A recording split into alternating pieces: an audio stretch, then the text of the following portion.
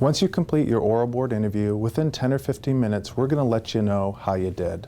And that includes some feedback about the good and things that you can work on, as well as your score, and if you're passing, moving on in the process.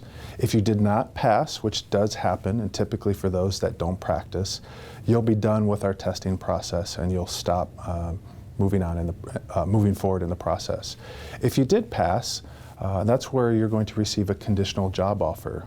Part of that discussion that we're going to have has to do with division preference. We, as an agency, have about 300 Alaska State Troopers and about 90 Wildlife Troopers. And at this point is where you decide which division you'd prefer to start in. For those that want to be Wildlife Troopers and select that, those will go to the director's office once you're finished with your testing for consideration. Those that pick the State Trooper side go to our State Trooper Division director's office.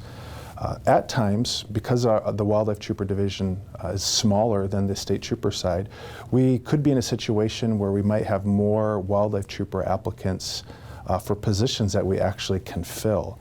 If we run into that situation, which happens from time to time, they might only hire 3 or 4 or 5 of those Wildlife Trooper applicants, but we might have 6 or 7 that have put in for it and have successfully passed all the hiring hurdles.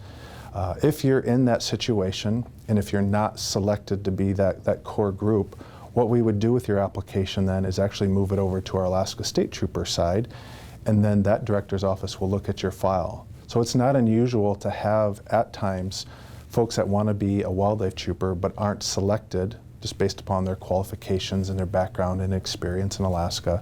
But they may start out as a State Trooper, and then later on in their career, they have the opportunity to bid or promote into the Wildlife Trooper division side. But once we have that discussion and complete that paperwork, then the testing will continue on as on the schedule that you have. So you'll complete your polygraph testing, your psychological testing, and then your medical and drug testing, and that'll all follow.